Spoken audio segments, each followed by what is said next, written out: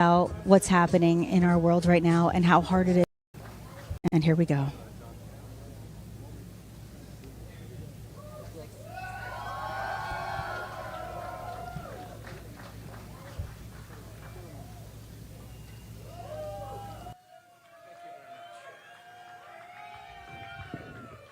Thank you very much. Thank you, everybody. Nice to see you. We have a lot of interesting things to talk about, and we have some very specific things. So we'll take our time. We have plenty of time. I think you have plenty of time. I hope you like the weather. It's very nice. Nice place. Nice location. And I do thank you for being here. And we don't have very much heat, so I'd say it's perfect weather for this. The rain is not imminent based on the fact that there are no clouds. So it's really nice. It's really nice. And let's go over some big facts and some very substantial truths about where we stand as a country, because we're a failing nation because of the way it's been run for the last 3.5 years. We're a failing nation. People are coming into our country by the millions and millions and millions. We have no idea who they are or where they come from. But we're also a failing economy. Kamala Harris is a radical California liberal who broke the economy, broke the border, and broke the world, frankly. Very destructive to the entire world, because as we go, oftentimes the world goes. She destroys everything she touches, and if she wins, your finances and your country will never recover. You're never going to recover. A radical left person wants to put price controls all over the place, which will end up driving up your prices, not down your prices. Harris has just declared that tackling inflation will be a day one priority for her. It's going to be day one. But day one, really, for Kamala was 3.5 years ago. Where has she been? And why hasn't she done it? Why hasn't she done it? I hear her complaining all the time. She was the border czar, but she didn't do anything. It's the worst border czar in history. There's never been a border czar so bad. She's been unbelievable in terms of her badness to some of our allies, some of our great allies. You know who I'm talking about. Here is the record of economic calamity that Kamala is desperate for voters to ignore. She cast the tie-breaking votes that caused record inflation. She cast the votes. She's trying to blame Biden, as you know. So it was Biden, but I'm going to do a better job. But it was her. And if she wants to do a better job, she's still got 5 months left, right? But she can't do a better job because she doesn't know how to. And she's of a place in life where she wouldn't know what a better job is. Going to destroy our country. And as a result of Kamala's inflation price hikes, they've cost a typical household a total of $28,000. These are numbers coming from government. They're not coming from me. $28,000 she's cost a typical household. Kamala's inflation nightmare continues to cost the average American family $1,100 every single month. $1,100. Again, government numbers. You're paying $148 more a month on food. It's every month. Average family, because Kamala and her ideas, and Joe Biden too, I mention him, but he's sort of gonzo. It all started with the debate. I should have been a little bit easier. Somebody said, your debate performance was horrible. I said, why? Because you forced him out of government. But I believe she'll be just as bad. I believe she's maybe in many ways going to be worse, because he wasn't really a radical left, but she is. She's real. He wasn't real. So I think she's going to be, in many ways, easier to beat than Joe Biden. What they did to him was disgraceful, by the way, and it really is a threat to democracy. It was a coup by people that wanted him out, and they didn't do not the way they're supposed to do it. $129 more on energy and $241 more. This is all per month on rent. So you have that, $148, $129, $241, and then many other increases. You add it all up, it's thousands and thousands of dollars that she and he have cost people. The cost of a typical monthly mortgage has doubled. since I left office, and that number was about 3 months old from government, and now it's tripled. We had mortgage rates at around 2%, close to 2%, and they're now at 10%, and you can't get a mortgage. So that means it's a lot higher than 10%. I guess it is whenever they want to give over the money, and that's a lot more than 10%. So when you think about double, they've actually quadrupled or more than that. Think of that, quadrupled, which really kills the American dream for young people. Young people are being devastated by what they've done to our country. Grocery prices have skyrocketed. Cereals are up 26%. Bread is up 24%. Butter is up 37%. Baby formula is up 30%. Flour is up 38%. And eggs are up 46%. And many items are up at much higher rates than that. Now Kamala is reportedly proposing communist price controls. She wants price controls. And if they worked, I'd go along with it too, but they don't work. They actually have the exact opposite impact and effect. But it leads to food shortages, rationing, hunger, dramatically more inflation. Their Inflation Reduction Act, by the way, was a disaster. It's what caused the inflation. Their Inflation Reduction Act was a con job. They actually admitted that it wasn't really for inflation that they did it. They don't know why they did it, but they named it the Inflation Reduction Act, which was a very nice name. Got approved based on that.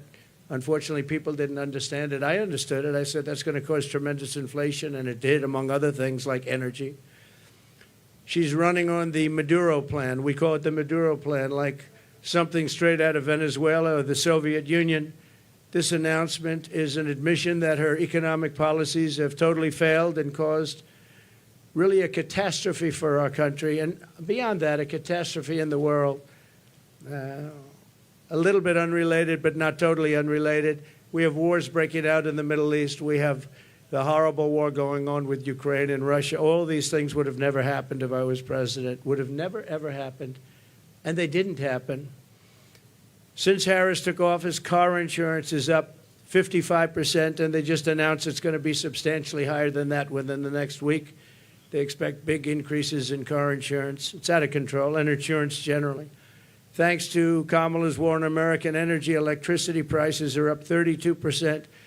Gasoline prices are up 50% and going higher.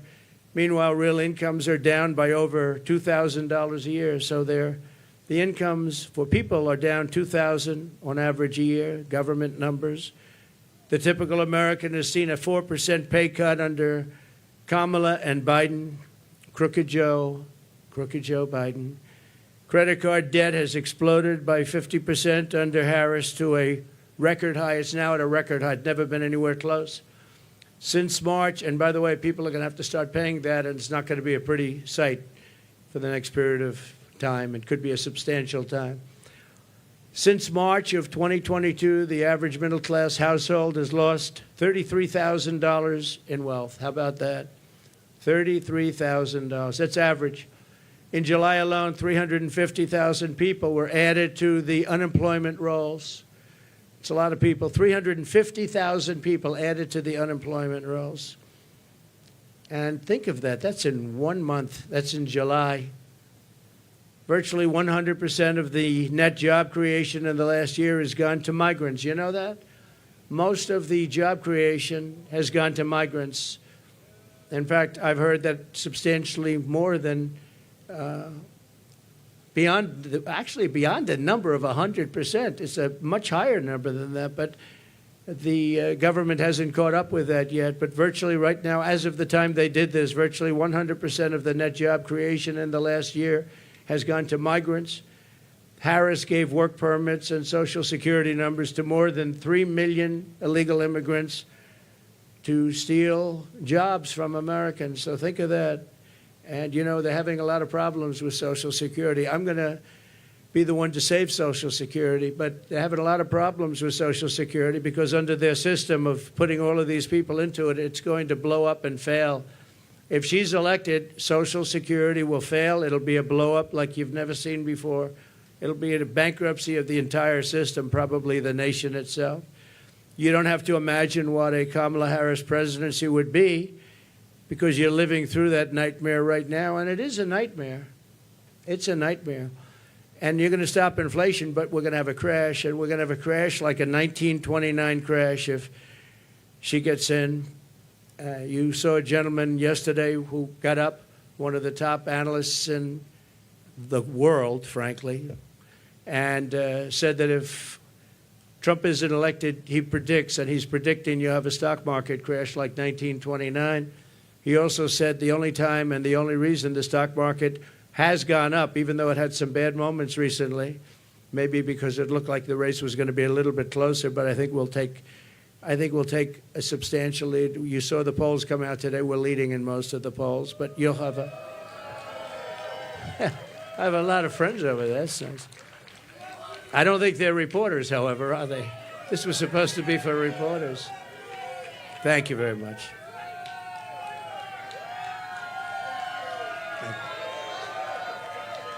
Thank you very much. When I left office, I handed Kamala and crooked Joe Biden a surging economy with no inflation. The 30-year mortgage rate was around 2%.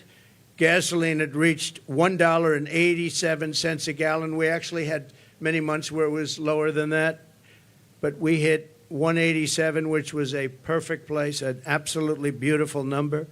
Real income surged by more than $4,200 a year when I was president.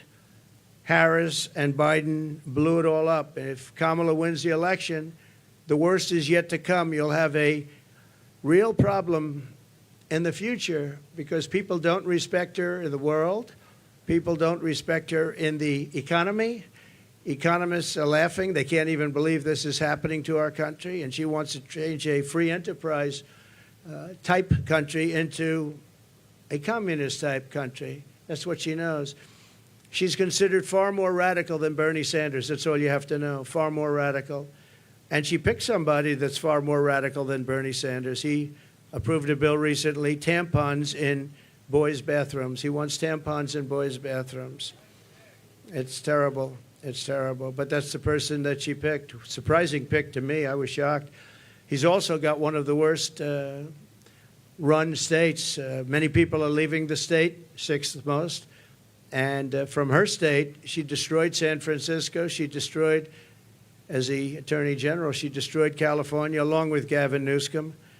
And San Francisco, you know, was a great city 15 years ago. Now it's considered almost unlivable. You can't live there. And what they've done to that great state with the beautiful weather like this weather, they have this weather all the time.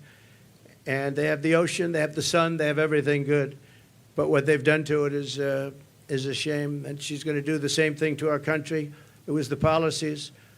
They had a recent article, and I didn't know this, but you're allowed to rob a store as long as it's not more than $950. Has everyone ever heard of that? You can rob a store, and you have these thieves going into stores with calculators calculating how much it is.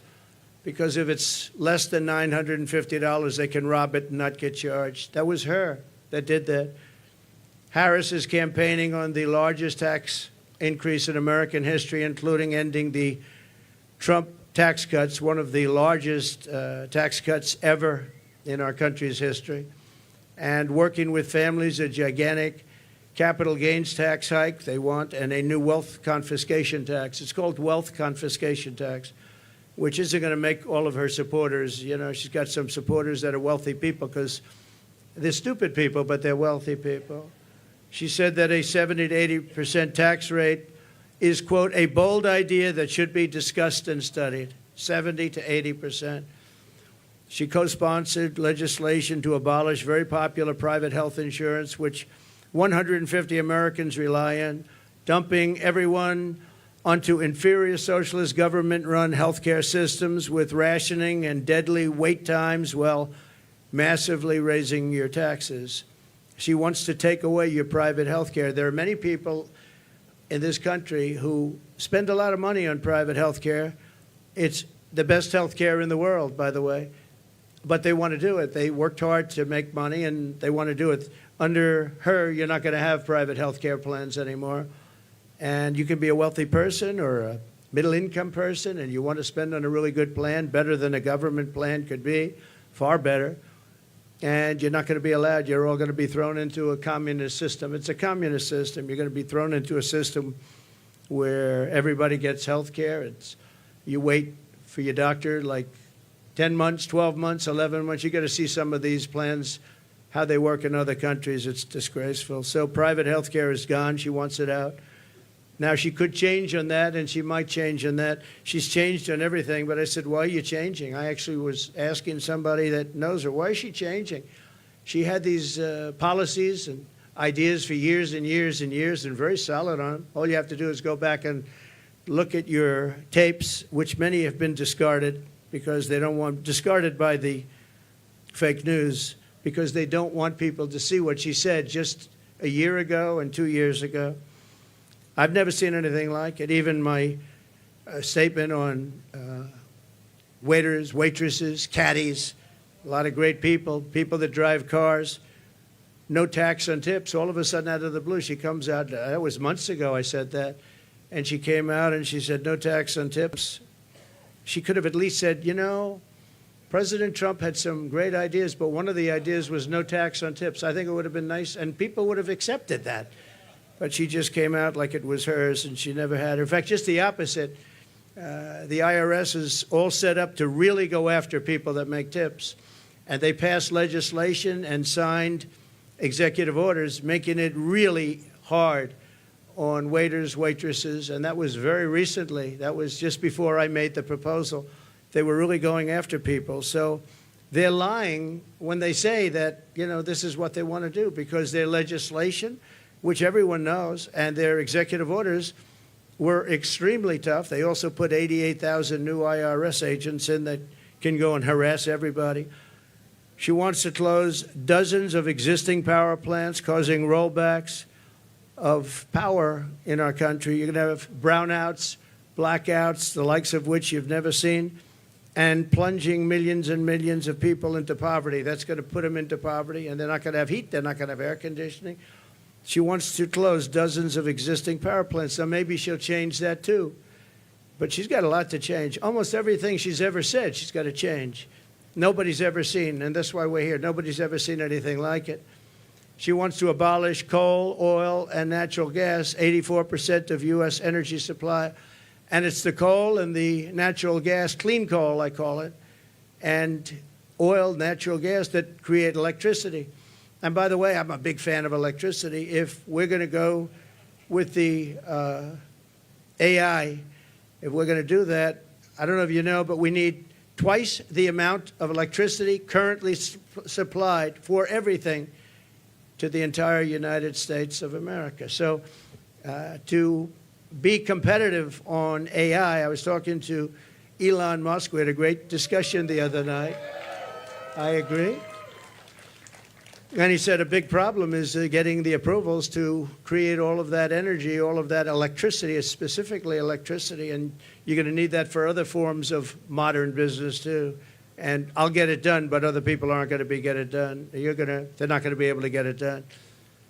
As border czar, and she was the border czar. She was, I don't know if she was proudly called border czar, but that's what Crooked Joe Biden called her. She's the border czar. Everybody said it. And then about 2 weeks ago, she didn't want to be called the border czar anymore. She said, oh, I was never the border czar. It doesn't matter. She was the person responsible for the border, and she never went there. She went to a certain location once, but I would have gone there and taken my family to dinner there. That was not a place that is going to the border, a place with no problem. As border czar, she allowed 20 million people, and I believe it's higher than that. People say 13, 14, 12, 10. But now they're all up to around 12, 13, 14. They have no idea, because you have millions and millions of what they call gotaways, the gotaways. Gotaways are people that pour into our country. We have no idea who they are. That's the worst of all. But she allowed at least 20 million people to invade our country, and she wants to give them all citizenship and free government health care and let them raid Medicare and Social Security, which will, again, she will destroy Medicare. She will destroy Social Security. And frankly, there's nothing she can do about it once this happens. There's nothing she can do about it. She called for abolishing ICE. These are great patriots who are tough, tougher than anybody in this audience. Some of those people, I know them over there. Some of those men and a couple of the women, to be honest, They're tough as hell, but they don't want to fight MS-13. I've seen it. They go in. Long Island had a lot. We got them out. But now they're coming back because of weak policy and because of things that she wants to do, like defund the police. You know she wants to defund the police. Now, she has since said, no, I don't want to do that anymore. The one thing I see with politicians, they always go back to where they were. She wanted to defund the police, and she wanted to abolish ICE. I was going to say, though, these ICE people are incredible patriots. They're tough as hell, and they go into a pack of MS-13 gang members, the toughest in the world, probably the toughest gangs in the world. They come from different parts of South America, and they want to come in and in Long Island, not too recently, but recently, they carved up with a knife two beautiful 16-year-old girls who were walking to school.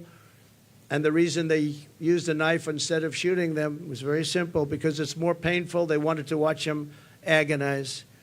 And these are animals, and we have to get them out of our country, or we have to put them in jail because we don't want them back. Sometimes you have to put them in jail because their country doesn't want them back. They'll send them back the way they do. Just so you know, I know all of the people that we're dealing with as the heads of countries. And they're very smart. They're very streetwise. And what they're doing is they're taking all of their criminals, and they haven't brought all of them yet. They brought a lot of them, though. But they'll bring all of them. I'm shocked it's taken so long. If I were in their country, it would have gone a lot faster. I will tell you that. I would have gotten that, too. And they're bringing them into the United States. They're taking their drug dealers and their rapists, murderers, and every criminal, bringing them into the United States. And their crime rates are way down. They're bringing people from mental institutions and insane asylums into the United States. And their population for the mentally ill is way down. They're in the United States. They're dumping them in the United States. They're driving them through a border that's totally open. We stopped them. We didn't let it happen. And when I first came into office, you know the story, that President Obama at the time had no way of getting them back. And I said, I want to get all of the MS-13 in particular out of our country, bring them back to where they came from. A general said, sir, that won't be possible. Why? Because they blocked the airports, they blocked the roads, they blocked everything. You can't do it. I said, so they're making a concerted effort? Yes, sir, they're making a concerted effort. We can't do it. They put planes on the runway so we can't land the planes, sir. And the same thing with the roads. They block up the roads. So if we have buses coming in, they block up the roads. They're totally blocked, and they're terrible. It's been that way for years, sir, all the way back to Bush. It's been that way for years. And I said, well, how much do we pay them in terms of economic development and aid? Sir, we pay them $750 million. I said, that's okay. Call them immediately and tell them we're not paying them anymore. And the following morning, I got a call from the three main culprits. Sir, I'd like to speak to you because I don't understand what the problem is. I said, well, you've sent us gang members, and they send them. Remember that. They send them. They said, you send us gang members, you send us killers, and you send us drug dealers, and you send us horrible people, and when we want to bring them back to your country, you won't accept them. And that's under President Obama and all the way through. And therefore, you're in default. You are in total default of the money that we send you. And we're not going to send you the money anymore. You're not getting any of the $750 million and more. We're not giving you any. You are delinquent. You are delinquent in what you've done. And you're not getting, sir, please, can we talk? I said, yeah, we can talk. What? We would absolutely love to have MS-13 sent back to our country. We think they're wonderful people. They're not wonderful people. They're wonderful killers. But they changed their tune totally. When I said they weren't going to get the money, I don't know why these people don't do it. And the $750 million now is billions of dollars because Biden increased it very substantially. He thinks by sending them money, they're going to send fewer people into our country. How stupid is that? So they're giving them $2.5, $3 billion. The 750, not only did he give it, I didn't even pay after they made the call because I said, you know, you've treated us badly for so many years. We're not going to pay you it anyway. But now they're giving them billions of dollars, billions, much more than when I took over. It was 750. Now they're giving them billions. But they said, there must be an understanding, sir. We would love to take them back. And I said, well, you're going to get them back. And we started bringing them back by the thousands out of Long Island, out of Michigan, out of Ohio, by the thousands. And she compared ICE agents, these brave people, to the KKK. She said, the ICE people, the ICE agents, I compare them to the KKK. Well, they don't really, because, you know, when you go into like Long Island, like Ohio, like Michigan, we had a lot of them, and you see these men, in most cases, men, the agents, get out of a van and walk into, they call it a pack. It's a pack, not like a political pack, slightly different, even nastier, hard to believe, right? But they would go into a pack of these killers, and all you do, I've seen it so many times, all you do is see fists and feet and hands and fighting. And 2 minutes later, they stand up and they walk out. They have them by the feet. They walk them out, or they drag them out, mostly drag them out, put them in paddy wagons, and they bring them back to their country. They take them back to the country, and the country is open arms now, open arms. And it's an amazing thing. For her to say KKK is very unfair, but she doesn't know. She doesn't want to know.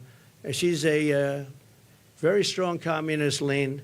She wants to end detention of illegal alien migrants, releasing vicious monsters into our communities to rape, maim, and murder our population.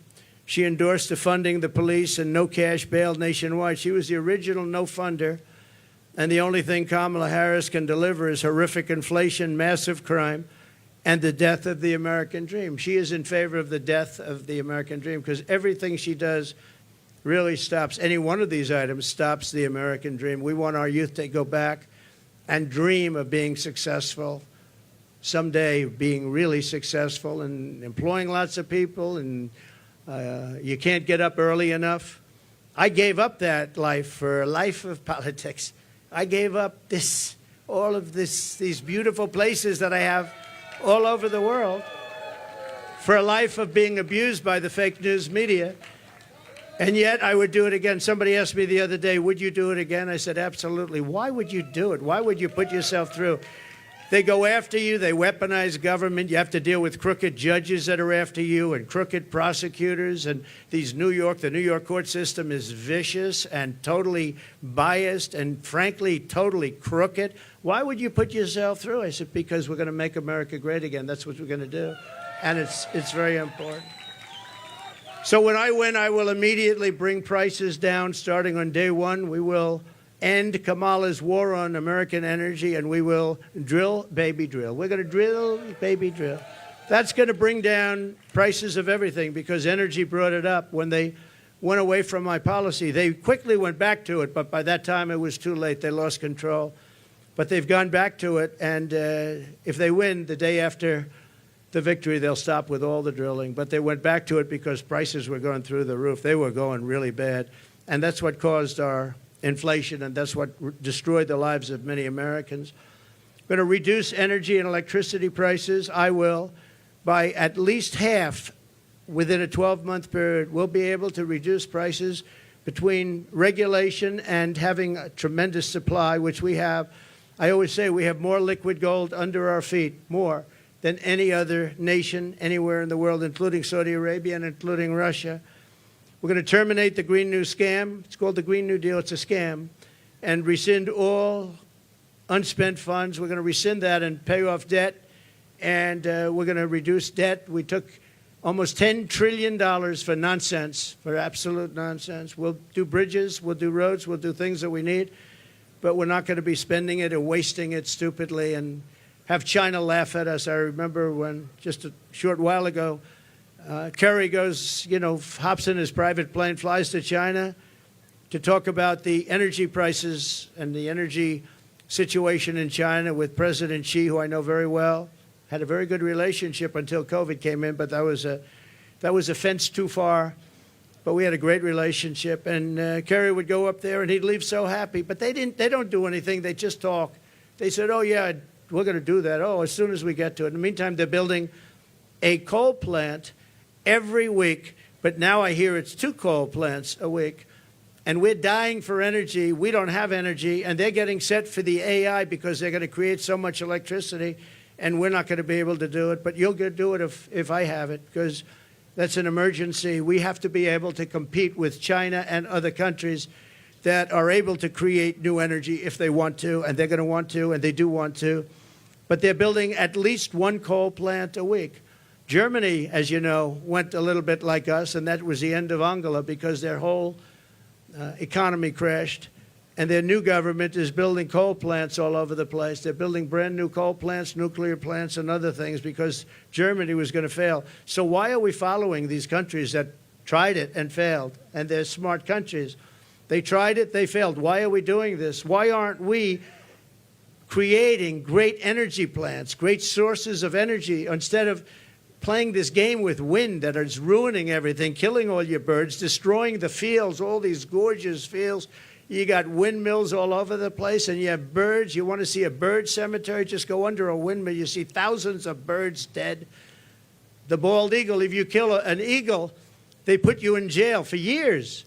And yet these windmills knock them out like nothing, and nothing happens to the people. No, it's a green scam. It's a shame. Look, I'm all for clean energy. I want clean water. I want clean air. But you can't destroy your country over it. You just can't do that. We want to stop wasteful spending and big government special interest giveaways. You have giveaways. You have some of these people that are giving. Look, they're not giving millions and millions of dollars to politicians because they like their policy. They're giving it because they made deals. They're going to take over lots of different things in our country. They're going to build windmills as an example. They're going to build big solar fields that take up half the desert. Massive solar fields, and I'm a big fan of solar, but it can't fire our plants. It's not going to fire our plants. Fire up those plants. We got to get them going, and the only thing that can do that is fossil fuel right now. And the only thing that can make electricity, which we all want, is right now fossil fuel and nuclear. And nuclear has its place, a very big place in our country, very big place. China is going with nuclear. France has been going with nuclear for many years. We want to end the Biden-Harris electrical vehicle mandate. We have to get rid of the electric vehicle mandate. And look, Elon endorsed me strongly, most powerful endorsement. He said it 3 or 4 times the other night during our little chat. But a chat that was very well listened to and attended. We know that, right? It broke every single record, I think, in history. And he's a great guy. But I told him, I said, I have one problem.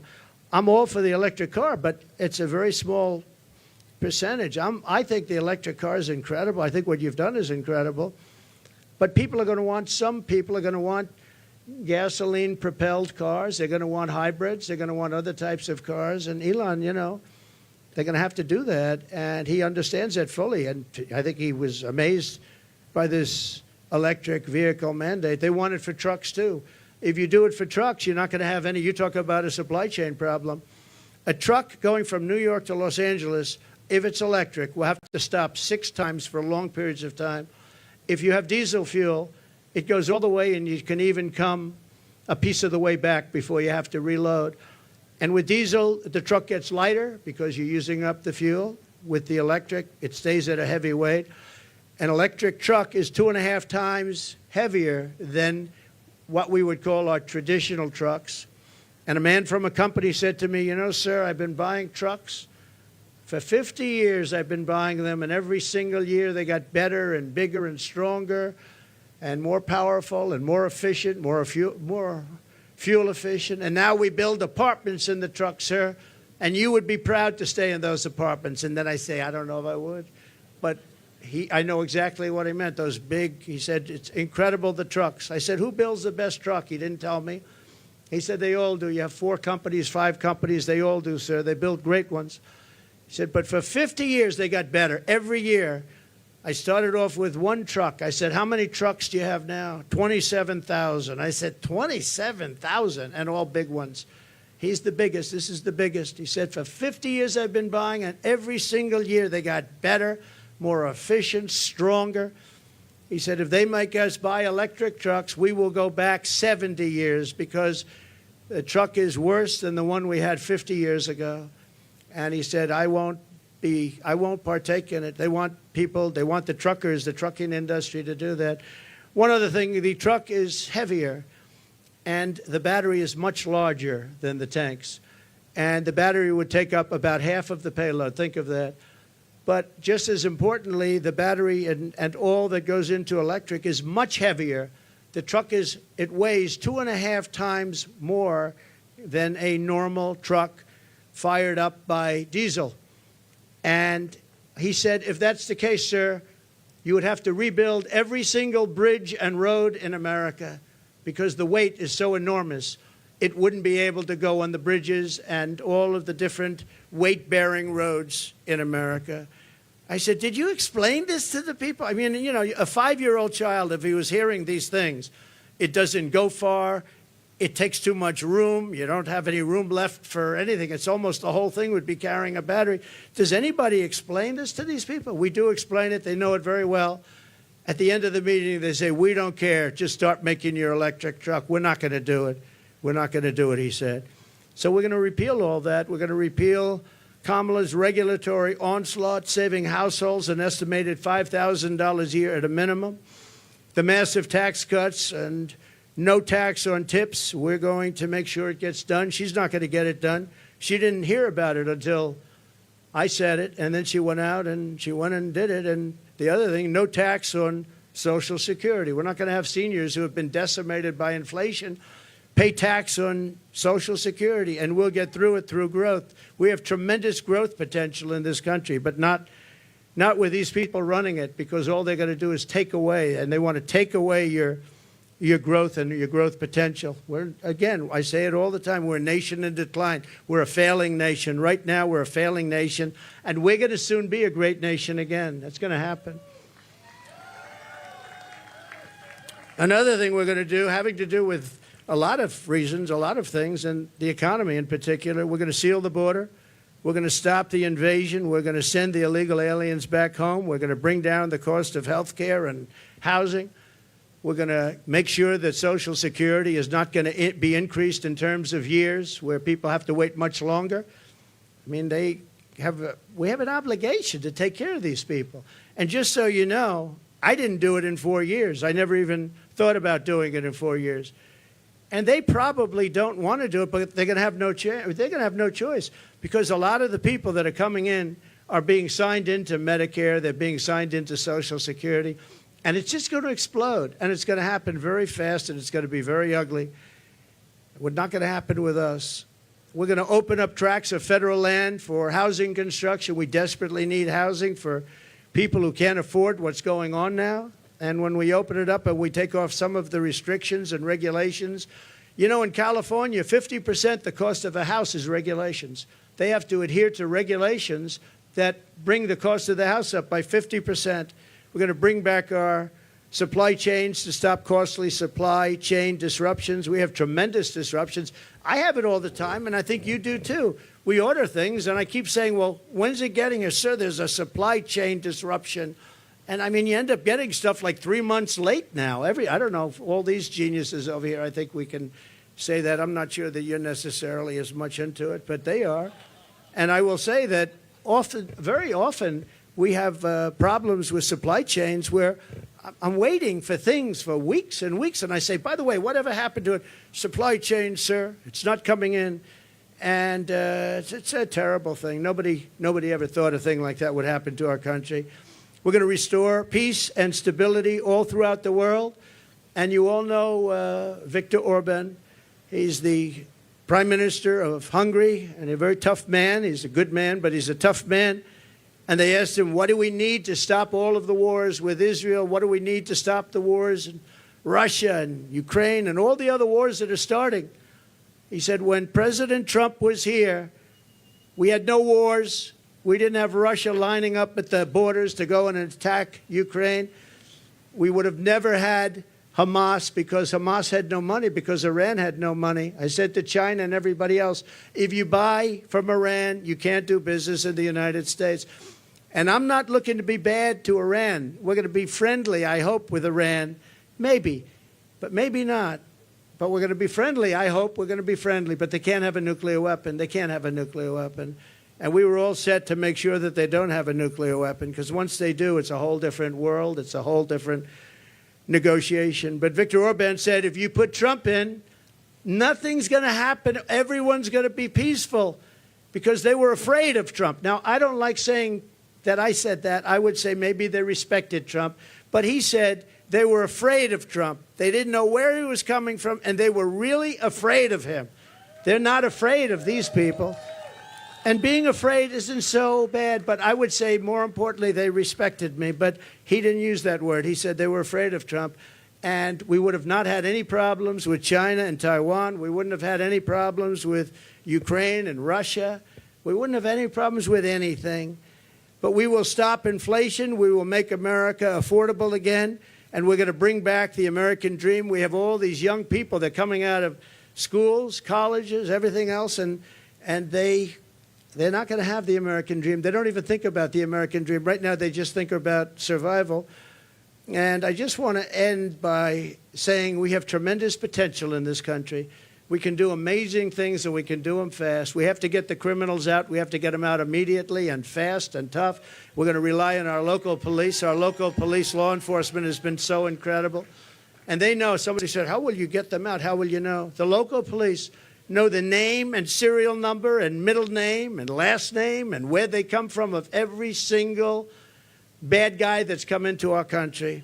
And we're going to rely on local police, and we're going to make sure that they have immunity from prosecution, because, frankly, our police are treated horribly. They're not allowed to do their job. You know that better than anybody. They're not allowed to do their job. If they were allowed to do their job, we wouldn't have cities that have crime rates. You look at Chicago. On the 4th of July weekend in Chicago, think of this, 117 people were shot and 17 died. Afghanistan isn't anything like that. And speaking of Afghanistan, the single most embarrassing day in the history of our country. And yesterday I saw they gave $85 billion worth of brand new military equipment that I rebuilt the military. So this was equipment that, to a large extent, I bought. But brand new, and they had a parade yesterday, a beautiful parade. We were going to get out with dignity and strength. We were there for 21 years. And we were going to keep Bagram because it's 1 hour away. Bagram is this massive Air Force base that I visited. It's a massive base. And we were going to keep it because it's 1 hour, not because of Afghanistan, but because it's 1 hour away from where China makes its nuclear weapons. And they were showing it off yesterday, but the fact is that China now controls Bagram. China, can you imagine that? And we left. We were going to stay there. We were going to keep it. We were going to get out with dignity, strength. We were going to take our soldiers out last, not first. We took our soldiers out first. I dealt with Abdul, and he's still the leader. Strong man, smart man. But he understood that if he did anything, because we were losing a lot of people to the snipers, and under Obama, it was terrible, it was brutal, they'd be walking around and just get shot, and that was the end of them. Our people, and other people too, civilians. And I let him know that if you do that, we're going to hit you so hard like you've never been hit before. But why, he said, do you send me a picture of my home? Why? Why do you send me a picture of my home? I said, you'll have to figure that one out later. But I said, we're going to have to hit you people so hard like we've never hit anybody. And he understood. And he said, yes, Your Excellency, I understand. He called me Your Excellency. I wonder if he calls that to Biden. I doubt it, right? But he understood that, and he respected us. And for 18 months, not one American soldier was killed. Not one. And then I left because of an election where I got millions of more votes than we did in 2016. We got millions of more, from 10 to 12 million votes more. Think of that. No president has ever gone with that kind of an election uptick. Usually a president will get less. President Obama got less, much less, his second time, but he won. But he got much less. We got 10 to 12 million votes more, and that's not including other votes that we can talk about it another day. But this is their votes, 10 to 12 million more. And we left, and that's when all the problems started. We didn't have these problems. We would have never had a problem with Abdul, we would have never had a problem with anybody, frankly. And I'd have to say, you're looking at things behind me. They did a nice job. Wow, I haven't gotten to see. That's good. I don't like the tags very much. Look at that, up 46% eggs. Wow, up 65%. Wow, school lunch is up 65%. How can a family afford that? But look at this over here. What a nice job. I think I'm going to take some of them back to my cottage and have a lot of fun. Like the Cheerios. I haven't seen Cheerios in a long time. I'm going to take them back with me. Bacon is through the roof. They're all through the roof. The milk, everything is bad. And we're going to straighten it out. We're going to bring prices way down, and we'll get it done fast. And with her, it's just talk. She's a radical left San Francisco person who destroyed the place. And I don't know. It's hard to believe that she can even be in the discussion. They had a group of 12 people that she was considering, and they put her name in there, and they marked them, who were the best and who were the worst. And she was actually rated the worst of the 12. They had 12 plus her, 13 people, and they rated her the worst. Now, 6 weeks ago, she was considered to be a failed vice president and a failed administration, a disaster. And now all of these people are talking about her like she's Margaret Thatcher, liberal version. She's not smart. I don't believe she loves our country. And we cannot have our country destroyed, because once that happens, it'll never be able to come back. Okay? If you'd like, we can ask a few questions. Yeah, please.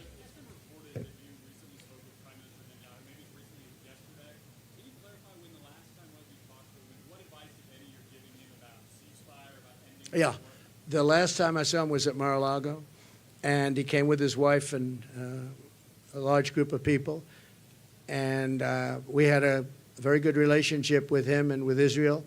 Again, this would never have happened. October 7th would have never happened, would have never, ever happened. And he asked for the meeting. We had the meeting. It was about 2 hours, 2.5 hours long. And I expect I might be talking to him, but I haven't since then. No. No, I didn't encourage him. No, he knows what he's doing. I did encourage him to get this over with. You want to get it over with. It has to get over with fast. But have victory, get your victory, and get it over with. It has to stop. The killing has to stop. Yes, please, behind you. Thank you.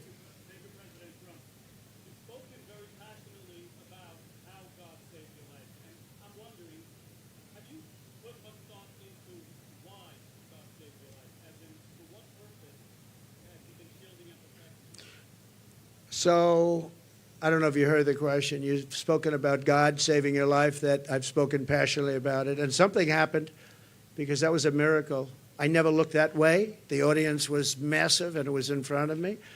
I never have that particular graph. That was a graph on, as you all know now, that it's very, I think everyone knows it very well, but it showed the great numbers on illegal immigration. It was the lowest point we've ever had. And it was one that I use less than 20% of the time. It's always at the end of the speech, not at the beginning of the speech. And it's always on the left side, not the right side. And yet, for some reason, I called it. It's not on a teleprompter. I do things largely without a teleprompter, frankly, because it's hard to hold an audience if you're going to go for an hour and a half or 2 hours reading a script. And I just talked about it, and I moved to my right, turned sharply to my right, ping. And if I didn't do that, I'm not here with you. So, yeah, God had something to do with it. It's a miracle, and God had something to do with it. And maybe it's we want to save the world. This world is going down. This world is going down. So it could be. But I believe that. I believe that my sons are very good shooters. They're like scratch golfers, better, relatively speaking, with shooters, great shooters. And Eric and Don both told me from 130 yards. I said, well, that's pretty far away, isn't it? They said, no, that's like a 1-foot putt with, weapons like the one being used. Plus, he was a good shooter. This guy was a good shooter. He went to the range and shot a lot, and he was supposed to be a pretty good shooter. They said a bad shooter would hit the target almost 100% of the time. So something happened. And I have to say the Secret Service sniper did an amazing job. He had 5 seconds to find the target and hit the target, and he hit the target within, think of this, 5 seconds. And he was much further away because he was over here, and this other person was over there. So you have to give credit. And I have to also say about the Secret Service, when I was hit, I knew it because when I touched, there was blood pouring all over my hand. I said, I guess I know what that is. And I was going down for protection. And they were screaming, get down, get down. There was bullets. And those Secret Service guys were, and person, Kate, they were on top of me in a matter of, I think, 3 seconds. It was time dead.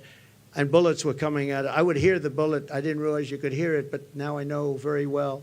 Those bullets were going right over my head. They were there and very brave. There was nobody that said, I'm not going to be going there. They just, they were there very quickly, and they were very brave. There were mistakes made, obviously. He shouldn't have been up there. The roof should have been taken care of, and there were mistakes made. There's no question about it. But there was a lot of bravery also. We have to remember that. Okay, thank you very much. Yes, Brian? Yeah, it reached a record. Credit card debt. Yeah.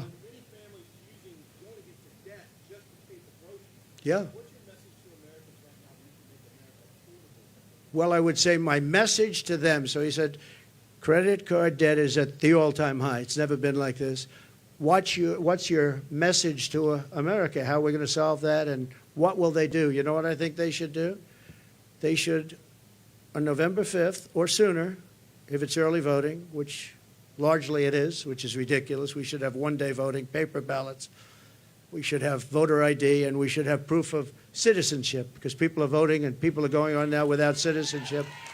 But we should do it, and maybe we'll be able to get that done too. It's one of the things I want to do. But my message to them would be very simple: vote for Trump, and we're going to fix the problem. We're going to get it fixed. We'll get it fixed. Yes, Brian.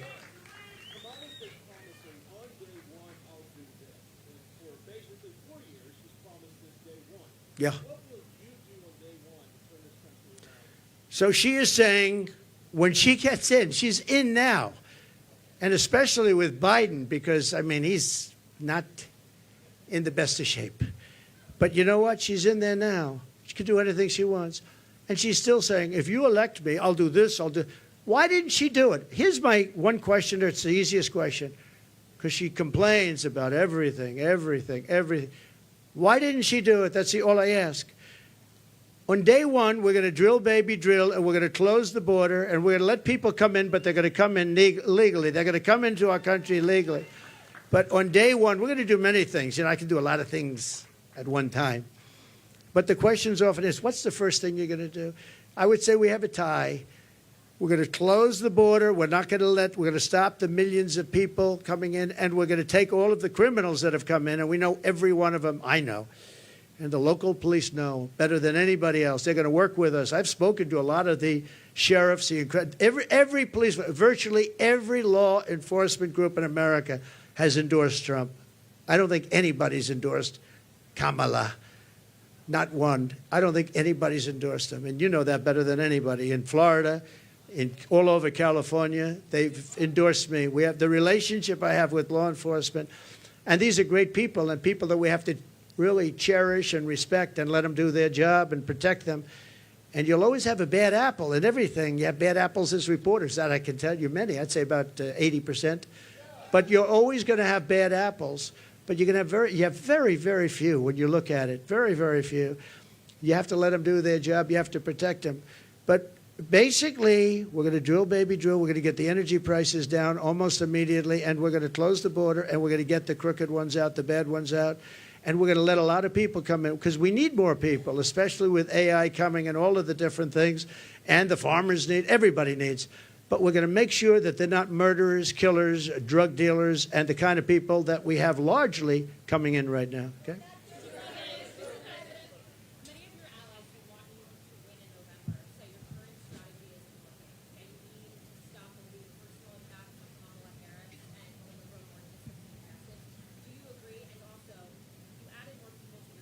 Yeah. No, I think it's a sign of we want to close it out. We have great people. Susie is fantastic, as you know, and Chris is fantastic. They're leading it. Corey Lewandowski's coming in. He'll be, personal envoy, or he'll be at some level. They're going to be, they're doing a great job. Look, we've taken, with all of the abuse we've taken from the fake news media, all of this horrific abuse we take, and all I want to do is make the country good. All I want to do is have strong borders and good education. We want to have choice for education. So important, so many different things. You would think it would be the other way. We rebuilt the military. We did so many great things. But that's the way it's been for Republicans, and I guess more so for me than anybody in history, and that's okay. Because we're leading in the polls. For the most part, we're leading in the polls. We were leading Biden by a lot. We're leading now. But I think when she's exposed, I think we're going to beat her by a lot more than we would have beaten Biden by, because he had a little group of people that have been voting for him for a long time. She doesn't have that. People don't know who she is. As far as the personal attacks, I'm very angry at her because of what she's done to the country. I'm very angry at her that she'd weaponized the justice system against me and other people. Very angry at her. I think I'm entitled to personal attacks. I don't have a lot of respect for her. I don't have a lot of respect for her intelligence, and I think she'll be a terrible president. And I think it's very important that we win. And whether the personal attacks are good, bad, I mean, she certainly attacks me personally. She actually called me weird. He's weird. It was just a soundbite. And she called J.D. and I weird. He's not weird. He was a great student at Yale. He went to Ohio State, graduated in 2 years, at the top of his class, and all of these different things. And we have this guy that's running a very failed state, who's had a terrible career. I mean, you have him saying they're weird. No, he's a weird guy. And she's weird in her policy. Who wouldn't want to have strong borders? Who doesn't want to have lower taxes? You know, all my life I've watched as politicians campaigned, and I've always been on, for the most part, on the other side, on the side that these people are on. And they always talked about, we're going to reduce taxes. This is the only campaign I've ever heard where they're saying, we're going to increase your taxes. And then people say they're going to vote for him? I don't know. So I don't think so. I don't think people know who she is yet. When people, because really people didn't know. You can ask the man on the street. I saw it on one of the shows today. They asked the man on the street, what's the last name of Kamala? Nobody knew. It's Harris. Nobody knew the last name. I don't even use it because nobody knows who I'm talking about. People don't know who she is. She's a radical left socialist. But beyond that, I mean, she's way beyond socialism, who's going to destroy our country. And when they find out, I think you're going to see something. But right now, even not knowing her, and with all of like the cover of Time magazine, they didn't put a picture. They got a great artist to do with it. What was that all about? What was that all about? The whole thing is crazy. I just want to win for the country. Some people say, oh, why don't you be nice? But they're not nice to me. They want to put me in prison, just so you understand. They tell me I should be nice. They want to put me in prison. It's never happened before in the history of our country. I did nothing wrong. I have crooked judges. I have crooked prosecutors. And they're all Democrats, all Democrat areas, other than in Florida, where you had a brilliant judge who ruled in my favor. I won the case, the documents case, won it in its entirety. And Jack Smith, deranged Jack Smith, suffered a defeat. But in New York City, everything's clubhouse, everything. I know it very well. I grew up there. I know it very well. And we have a very crooked system. And it's one of the reasons that New York is dying. Nobody wants to come in. No companies want to come in because the courtroom system is so corrupt, both at a federal level and at a state level and a city level.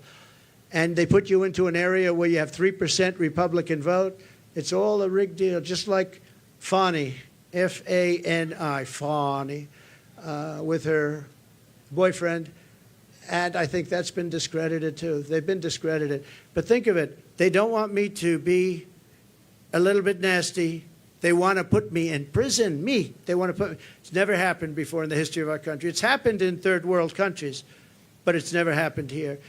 And they're in danger because you create a precedent for doing that. And once that happens, that's a really bad thing. In the years before, and I've said this a few times, not too much, but with Hillary, she was subpoenaed by Congress to give everything she's got, and she burned it, she acid washed it, bleach bit they call it. She totally scrubbed it, and then they broke everything with hammers, with fire. They burned it. And then she said, I don't have anything. Well, it turned out that she had a lot to give. And everybody said, lock her up, lock her up. And I used to go, easy, just easy, easy. Then we won. And I said, wouldn't it be terrible? And you know, I lose. Some people are upset when I did this, but you have to look at it maybe differently now. I say, wouldn't it be terrible to put the wife of the president, former president of the United States, into a prison? Now think of that. Hillary Clinton, she was Secretary of State. She was the wife of a president of the United States who used to be a friend of mine before I ran for politics. He was a friend of mine. He used to play my golf course all the time. I have a great golf course right next to their home in Westchester. He used to be there all the time. It was his favorite course. But you know what? I could have done that very easily. She was so guilty. And I said to my people, wouldn't it be terrible to put, I don't know, wouldn't it be terrible to take, and we won the election, wouldn't it be terrible to take a former Secretary of State who was the wife of the President of the United States and put her into a prison? But that's what they want to do with me. And I did nothing wrong. It's all crooked politics and really crooked judges. You know I have a gag order. Do you know I can't even talk about it right now? Do you know that I have a judge who has a gag order? He doesn't want me to talk. And the reason he doesn't want me to talk is because what I say is so devastating and so horrible for him.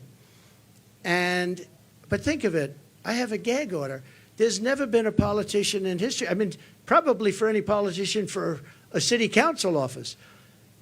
I'm the leading candidate to be president.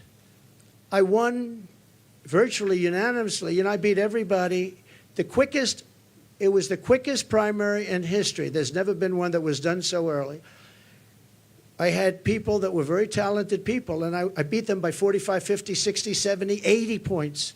There was never a close race. Nobody was even close. Good talent. They weren't close. And I'm running against the Democrats. So it's a two-party system, whether we like it or not. Republican, I'm the Republican, and I'm leading.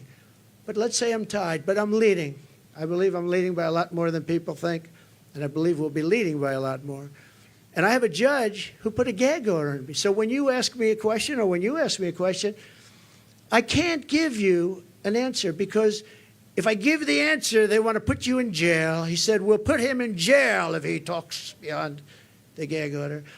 And this is in a state where, unfortunately, the laws have been very bad, and they haven't been upheld by the appellate divisions generally. Although I have one case where we a certain judge, I won't use names, but the Attorney General case where we won 5 appeals on the same case, the most ever trial. It was a ridiculous, horrible decision where you have a very, very biased voting population and a judge whose hatred of Donald Trump was beyond belief. And we won the case, but he ruled a ridiculous amount of money, civil case, ruled ridiculous. Now, this is what they're doing is interference with an election. They want to interfere. Look at the one thing they want to sentence right before the election takes place. Let's sentence him, because who's going to vote for him if we sentence him? Let's sentence him right before. No, this is interference with a presidential election at a state level, and it's a state that always goes Democrat. It's interference, and as you know, the Supreme Court ruled recently on immunity, and I'm immune from all of the stuff that they charged me with. But isn't it a terrible thing? And yet Hillary Clinton, when it came time to make a decision, I said, I don't want to put the wife of the President of the United States in prison. I want the country to come together and to be unified. And here it is a few years later, and these people say, let's put him, why? Because I challenge an election? Because I want to challenge an election, or some other reason? It's a really disgraceful thing. It's a shame. And it's a very dangerous thing for both parties, because once they start that ball rolling, once they started rolling, that's a nasty ball. Yes, please. Please.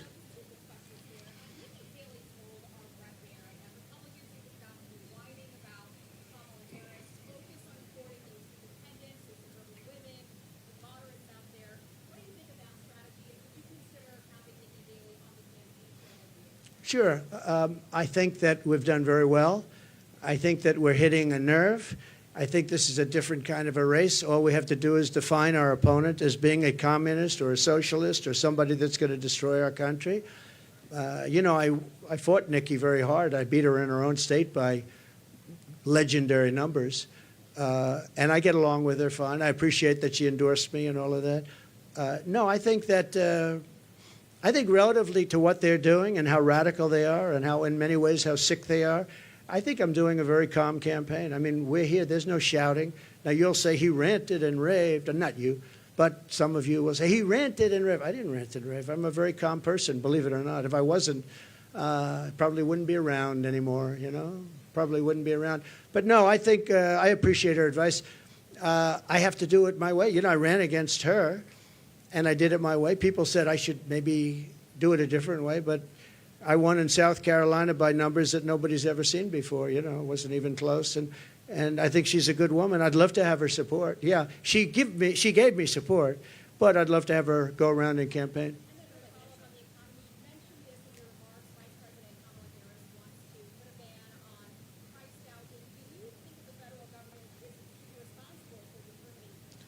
Well, not only responsible, they probably can't do it legally, and that will drive up prices.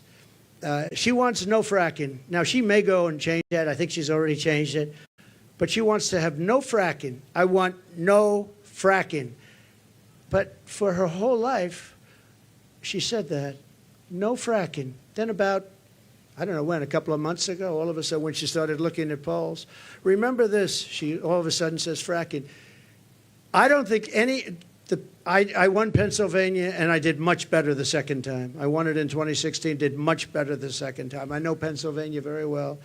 I don't think there's any way in hell that somebody that's intelligent living in Pennsylvania is going to vote for somebody that basically will eventually end fracking, end fossil fuel. So whether it's Oklahoma or Texas or Pennsylvania, it's a big energy state. People don't realize that 350,000 people work in that industry. But maybe more importantly, they don't want to pay $9 a gallon for gasoline. So, no, I think that she's made statements. I don't know how you get out of it. I don't know how you can say for 10 years there'll be no fracking. I mean, we have tapes of her laughing at the stupidity of the question. Of course I'm not going to allow fracking. Then all of a sudden, a few months ago, she comes out in favor of, oh, yes, I'd allow fracking. I don't think anybody in Pennsylvania will be, I think she's going to do very badly in Pennsylvania. You have to frack. We need the energy, and Pennsylvania needs the jobs, but Pennsylvania needs the energy also. That energy is going to support our new system for AI and all of the other modern things that need massive amounts of electricity and energy, massive. So it's a very good question, actually. But we have to unify as a country. We have to come together, and I think we can. You know, I get that question oftentimes, and I used to think maybe there's no way because, you know, some people want a border or some people don't want a border. Most people do want a border. But there's such a difference in people. But just before COVID coming out, so 3 years, we went a long period of time, and we had an economy going the likes of which no country had ever seen before. I think you would agree. There's never been anything like it. And people were coming together. People were calling me I would call them radical left. But I would say very liberal people, very progressive people. They came to me. We would like to get together. In fact, we worked out criminal justice reform. I was the only one that could have done that. I won criminal justice reform, and I got that for black leaders that came to see me. Criminal justice reform. Obama couldn't do it. Biden wouldn't even try. But nobody could do it. I got that done. And I got conservative votes to get it done. They needed at least 5 very conservative votes. It was very hard to do. I got that done. Our country was coming together. And, you know, I can tell you the story of criminal justice reform. When you do that, that means that's a big step. But I was seeing people that were not seeable, that I wouldn't want to see them and they wouldn't want to see me.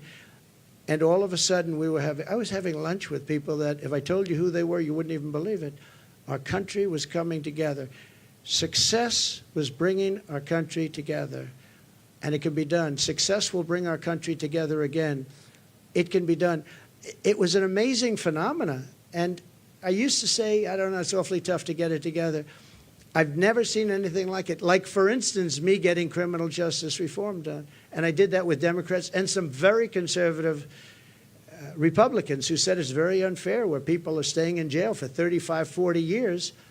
And today they wouldn't even be charged with a crime for what they did. And we got it done, and I was very proud of it. But our country was coming together. The black population had the best numbers they've ever had on jobs, on income, on everything. The Hispanic population had the best numbers. Asian population, men, women, young people with diplomas from the best schools, Harvard, MIT, the Wharton School of Finance, they're all coming together. And everybody was happy. And young people without a high school diploma. The best MIT students and people without a diploma were all working. They were making more money than they've ever made. There wasn't one group that wasn't doing better than it was the year before, 2 years before, or 10 years before. It was the best our country had ever done, and we were leapfrogging China. China didn't have a chance. I took in hundreds of billions of dollars in tariffs from China. Hundreds of billions of dollars. No president ever took in 10 cents. And what happened was an amazing thing. We had a great, successful country, and our country was unifying. It was the first time anyone's seen it, but our country was unifying.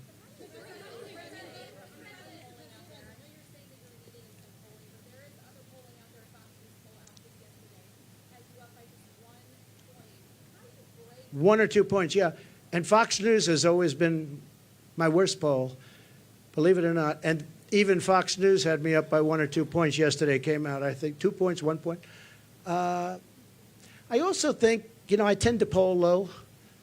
In some cases, really low. In 2016, I was polling low because people didn't want to say who they're voting for. I don't know if that's supposed to be a good thing or a bad thing, but it is what it is.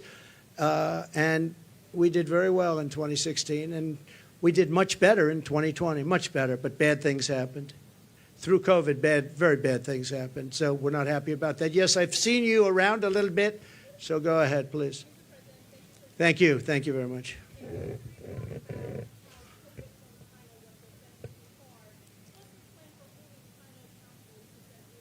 Well, I want to get along with China.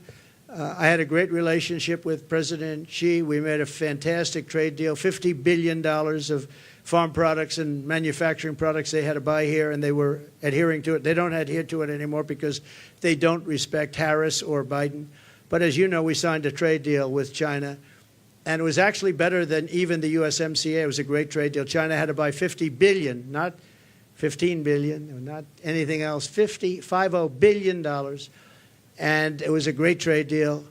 I think that that's one of the underrated things. I think we'll have a great relationship with China. I hope we're going to have a great relationship. But it's got to be a fair relationship. China was taking advantage of the country for years. But so was every other country, in all fairness to China. Every single country was taking advantage of the United States. I can't think of one country where we were doing better than them. Japan was taking, Abe was my dear friend, one of the great men, great leader. But all of these countries were, I used to say, who signs these agreements? It's amazing that we economically survived because we had such bad negotiators or people were getting paid off. I actually looked at some deals. I'd say nobody could be so stupid to sign a deal that's so one-sided. Whoever made this deal has been paid off. And then I'd look into it a little bit, and all of a sudden he's working as an agent for that country 3 years later, 5 years later. Now, we changed a lot of those deals. South Korea, we changed the South Korea deal. We made it from a horrible deal to a good deal. I changed the Japan deal. But I made a great deal with China. They had to buy $50 billion worth. They never bought anything like that. In fact, it was a misunderstanding. When I said the people were negotiating, what number are we talking about?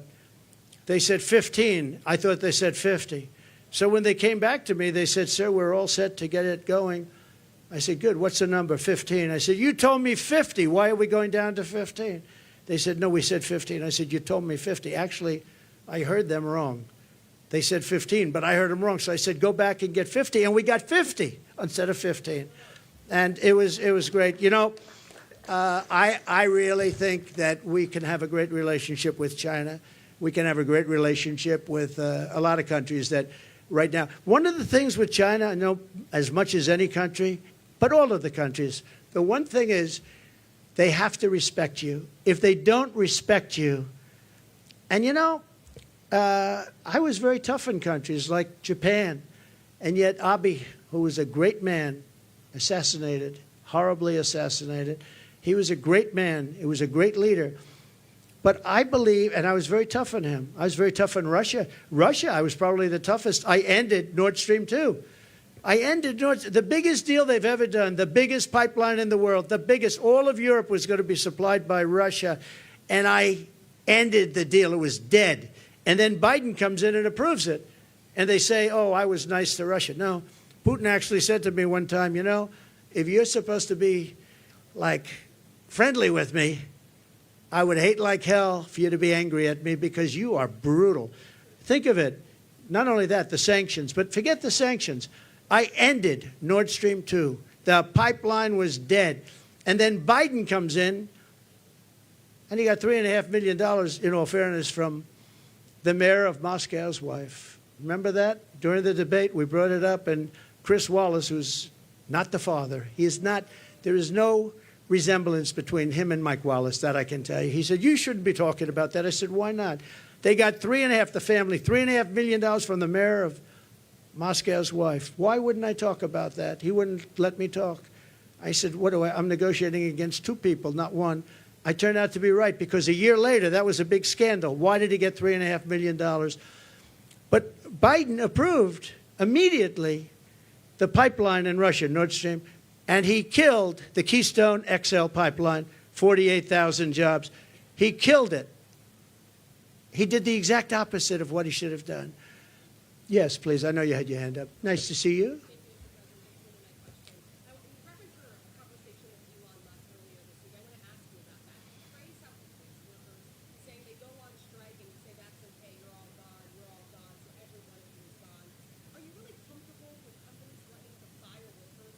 Yeah. Well, no, I want companies to get workers that are going to love them and work for a wage that lets the company make a profit so they can go and expand.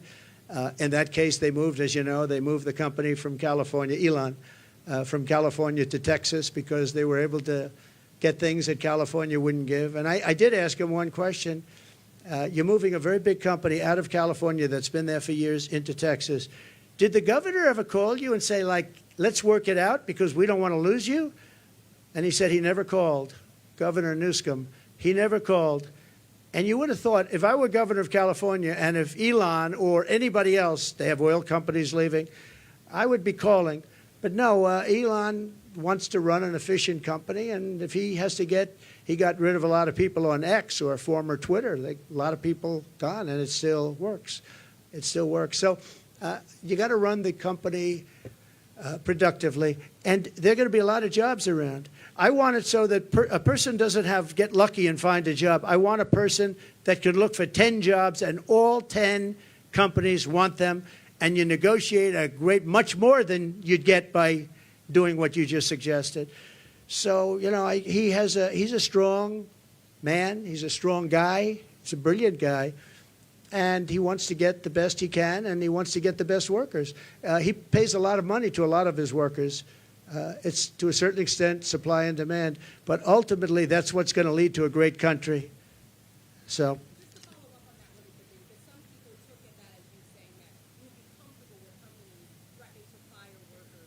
Sean O'Brien spoke at the Republican National Convention saying that firing workers who are going to organize or striking is economic terrorism. So just to be clear, that's something that...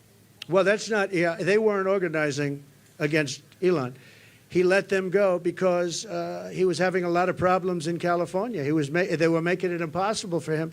In California, what they were doing with the taxes and everything were making it impossible for him. And Sean O'Brien's a great guy from the Teamsters you're talking. Yeah, Sean is great. I think Sean would understand it better than anybody. Don't forget, the unions are really threatened by what's coming in, by these millions and millions of people coming in. Sean O'Brien understands that. The black population is absolutely threatened. The Hispanic population is absolutely threatened because these people are coming in. They're going to take their jobs. They're going to make it very, very hard. What's happened in our country is very dangerous, very bad thing. Just one more on the economy, sir, because Governor Tim Walz was out on the campaign trail today, and he's been saying that he believes that you want things to get worse so that you can campaign on it. That you're rooting. No, just the opposite. I wish I didn't have to do this. If our country were run by Democrats and it was run beautifully, where we were really being productive and everything else, I would have never done this. I wouldn't have done it if I thought I couldn't have won. I think I can win. I think I can win easily. Once they're exposed for what they are, which is, radical left lunatics, and that's what they are. They're going to ruin. She's going to ruin our country. Going to ruin our country. And I just hope the people of our country, and I believe they are because I see it already happening, but I hope they are able to think for themselves, because if they think for themselves, if they look at the destruction that's going to be caused by Kamala and this person from out of nowhere, he came out of nowhere, a state that I love that state, but a state that's doing so poorly, where he's the one that signed in tampons in boys' bathrooms. He signed a bill that boys' bathrooms, all boys' bathrooms in Minnesota will have tampons. And what's going on? What's wrong with us? What's wrong with us as a country? So no, I would, if we had somebody doing a phenomenal job, I would be extremely happy. What I want to do is I want to see, even the last few months, I hope the country does really well, even though it would make it probably a little bit harder to win. I hope the country does really well. It's country first. I want our country to do great. If they were great leaders, I would be the first to say they're doing a fantastic job. Thank you all very much. I appreciate it. Thank you. Thank you very much. Thank you. Thank you. Thank you very much.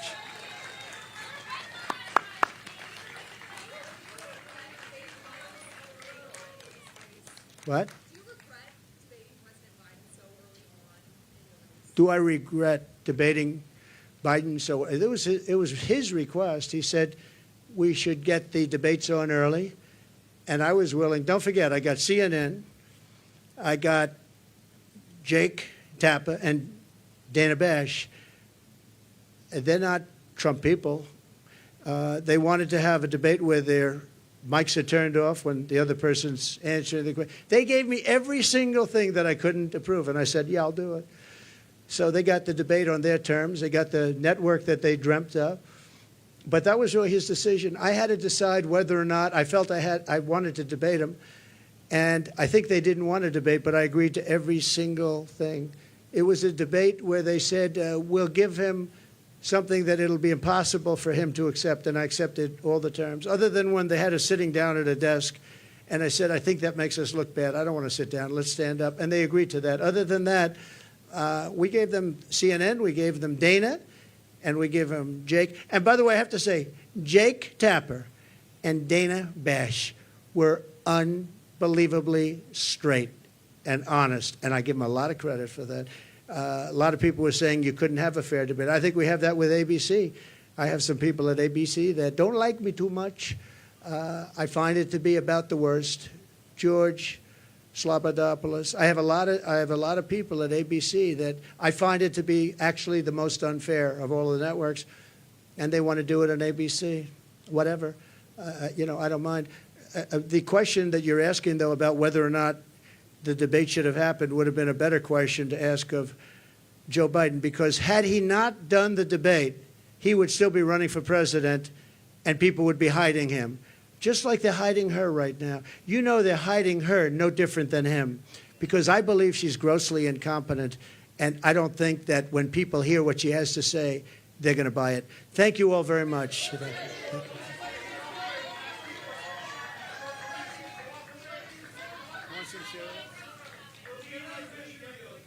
I know, I want him too.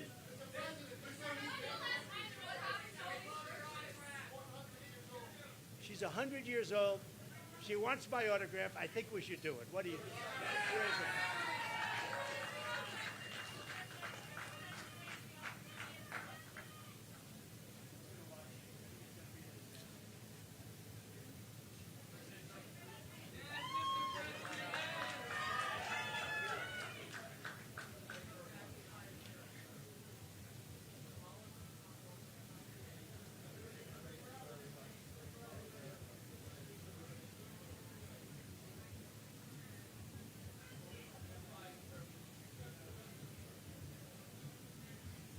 An incredible press conference. You talk about transparency and generosity of time. I was hoping to be able to get my question. I wanted to ask a bit about election interference with President Trump. He touched on it a bit when it came to the justice system. He didn't get into it as much with big tech, which is something I wanted to kind of get into a little bit because we saw that Kamala Harris's campaign actually did manipulate some stories on Google this week. And so I'm curious from President Trump what his plan is in order for us to help combat that kind